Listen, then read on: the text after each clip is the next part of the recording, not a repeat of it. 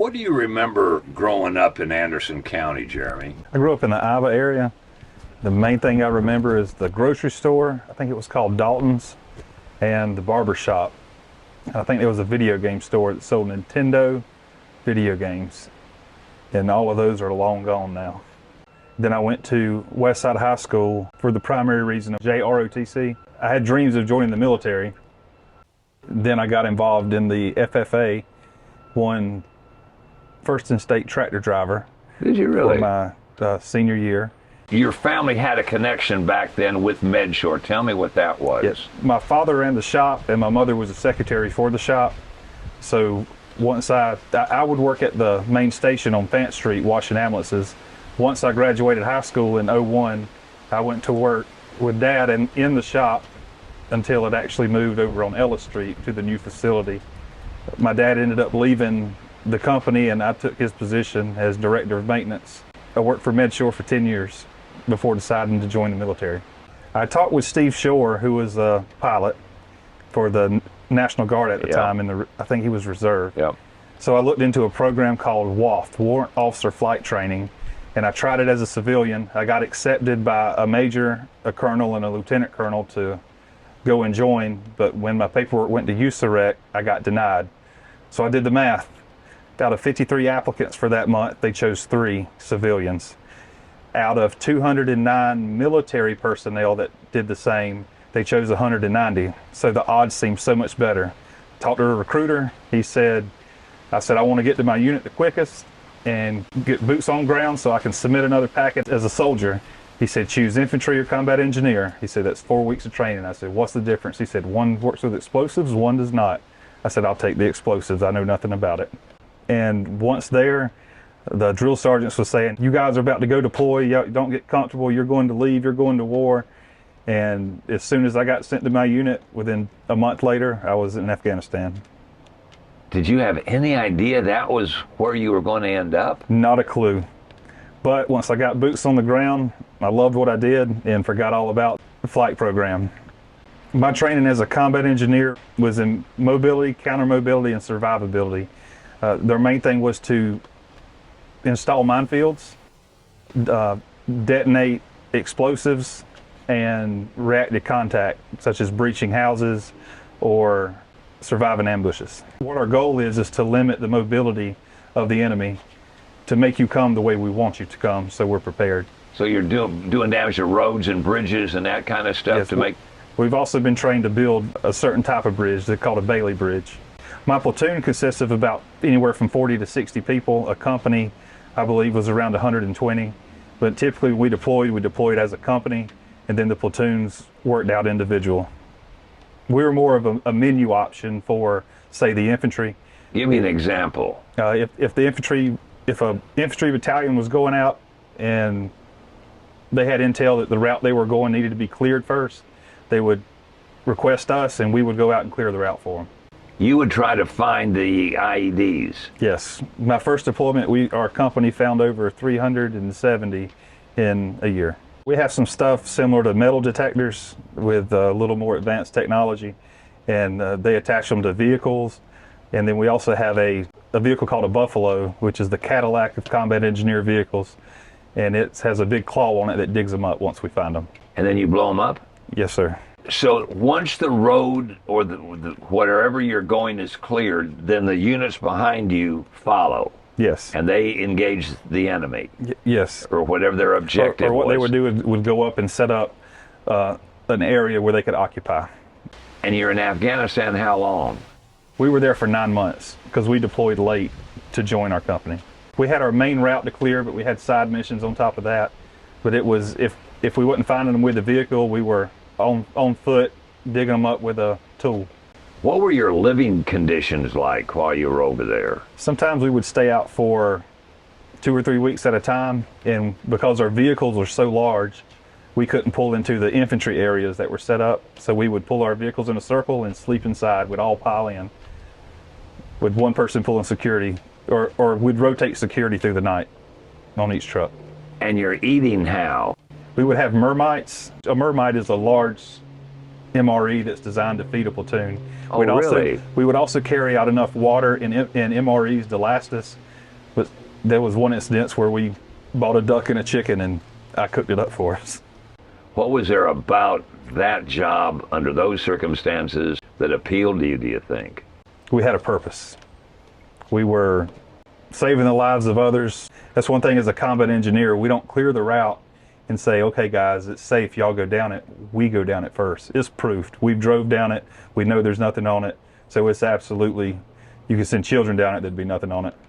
What was it like when they told you that y'all would be getting ready to go home?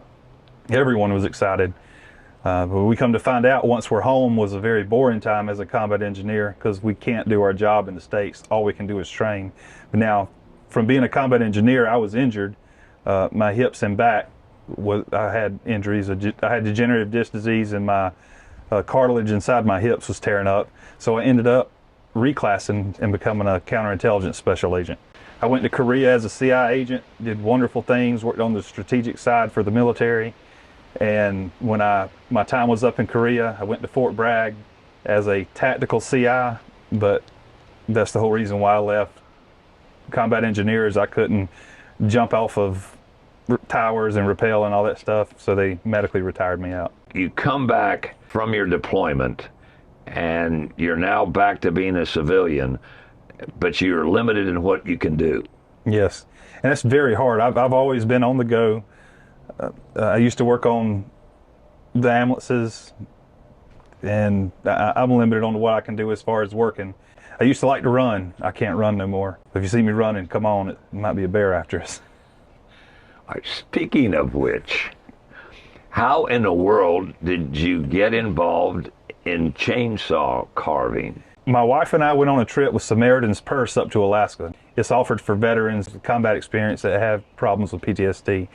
We went up, it's faith-based, and they had a coffee table of a bear laying on its back holding up a piece of glass, and it was chainsaw carved. There was chainsaw carvings all over the place. So I told my wife, Leah, I said, I'd really like to see if I could do that. I was cutting grass one day, and she pulled up at the house and said, get in the car right now. She took me up to Barnwood Grill, and there was a guy on the side of the road carving. And when I saw how much he was wanting for them, I looked and said, I can do this myself. I picked up a chainsaw, and lo and behold, I can. What are the first things you do? How do you go about it? Do you own a chainsaw? Yes, I had a cheap Poulan chainsaw, and that's the first one I used to carve a bear. My first bear looks like a gummy bear. It even got googly eyes in it. I thought it would be cool to put them in it. It's still sitting on my front porch. But I started off doing small stuff like pumpkins for Halloween and then Christmas trees for the Christmas season. Being a prior mechanic at MedShore, I had a plethora of tools. I think I've got 3 or 4 toolboxes full. So I really had everything to get started. Tell me the conceptual planning that goes into creating something. Take, for instance, what is over your shoulder was a tree that had been cut down, part of it was left, and you looked at that and you said what to yourself? I thought to myself, what can I make out of it? Normally I'll ask the person, what do you want me to carve? And that's the main thing. You gave me free rein on it. You said whatever I can. So I looked at it, and I've been wanting to do a tall bear with an eagle on top. I drew it out, and I said, yeah, it'll fit inside that log, and it was in there. Tell me about what you spray paint on the bark. So when I first spray, it's just to get my bearings. That way everything's in line. If I don't mark out where some of my first cuts should be, my bear may end up twisted. You move around a lot carving. And I'm limited because of my back problems. It's harder for me to control the saw and stand back and look. So I make it just to make sure I'm making the right cuts at the right place. Well, essentially art, if you pick a shape and stick with it, you'll come up with what you want. I use triangles, so everything's a triangle. You take enough triangles out of something and you can make the object look similar. With the chainsaw, all I do is block it out. You'll notice when I was carving it, once I got the arm shaped, the only thing to make the fur was to rough it up with the chainsaw and blend it in. But roughing it up with a chainsaw takes some talent to make it look so realistic. You just got to be able to hold that chainsaw. Now, there's a lot of people that probably can't, but I'm confident with the chainsaw. I'm in control of it. It's not in control of me. I only use safety chains. I had a guy give me a non-safety chain, I think they call it a full chisel, and it'll cause it to kick back and hit you. What if you cut something and say afterwards, whoops, maybe I shouldn't have cut that? I tend to not cut too deep. That's why I cut and cut and cut. And sometimes you might wonder, well, he just cut the same place. He's only cutting a few more inches off. There's some slivers of wood out there that I've cut 3 times because I didn't want to take too much off. But in the event that you do, you can cut the section out, glue it, and screw it back in and resume like normal. You can always add wood to it. Then tell me about what we did as regard to the eagle and where it's sitting and what you wanted the bear to be doing, the conceptual thing of both these, the bird and the bear. So the idea behind it was a bear standing, leaning kind of up against a tree, scratching their back. Because when I was in Alaska, we walked through, they have grizzly bears there, and we walked by a tree that had no bark on it for about 8 feet, but it had fur on it. And the guy who was taking us out fishing, they carried weapons with them because grizzly bears are out there. So the idea of it was the bear scratching its back on the tree and an eagle perched up top. How hard was it to do the eagle? I've done a couple eagles, so eagles and bears. They're not that bad. I've got a pattern down, and I can usually do them pretty quick. It takes me a long time if I do something I've never done before. So the hard part of this was fitting them both in together. Once I knew where everything was, I know how to carve a bear, I know how to carve an eagle. The challenging part of this was getting to the height to actually do the eagle. Last Christmas, I remember you turned out a bunch of bears that people were able to buy and then give as Christmas gifts. Yes. How did that come about, and are you still doing that? So all the bears were custom order. When I was out last Christmas, Ben Phillips approached me about coming out to carve at the Lights of Hope. I set up shop there. Originally, I just started carving out some Christmas trees, and I took some pumpkins I had left over from the Halloween season, set them up in the shop, and the way I normally work is off custom orders. But on occasion, people would come by and watch me carve, and they'd say, oh, I like that tree. I'd take some of the scrap wood and whittle stuff out of it, some small Santa Clauses with a Dremel. Mainly my stuff is custom order. I think I've done 8 bears last season and a bear bench. And the way I work is you tell me what you want me to carve, I draw it up. If you like the drawing of it or the rough sketch, I carve it. And once I carve it, if you like it, you can buy it. If you don't, I'll sell it to someone else or burn it for firewood as heat. I enjoy it. I feel with every piece I do, I get better. I learn something different, or I might learn a better way to cut it. And I look forward to going back out at Lights of Hope. I left all my stuff out there. I'll be back out there this year. So I'll look at that stuff and see how I can do it different this year to make it better. But getting back to the Lights of Hope, when you're out there and people see what you're doing, they can purchase those items? Yes, they can purchase them. I've also got some benches out there my uncle has refinished that he had found side of the road or whatever, and it's the old cast iron benches, so we've got a lot of those out there too. In Afghanistan, when you were looking for IDs, you had no concept that when you came back home, this is what you'd be doing. Not exactly. My second deployment was a whole lot different as an engineer, and I was the intelligence sergeant for the company. But when we went running missions, I had a lot of downtime. They found out I knew how to swing a hammer and hit a nail, and I built over 40 benches for the chow hall where we eat at because they had a lack of chairs.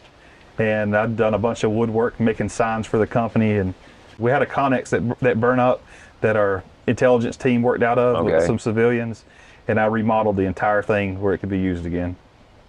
He's a multi-talented guy. I try.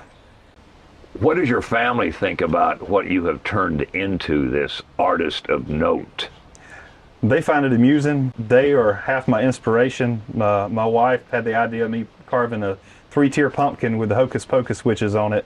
My daughters always want me to carve her stuff. She comes up with all kind of ideas. So when in my downtime, if I don't have an order, I'll carve something that they say to carve, and 9 times out of 10, we don't keep it long. So you've really found a niche. Yes. And something you thoroughly enjoy. Something I can do on my own time when I'm able.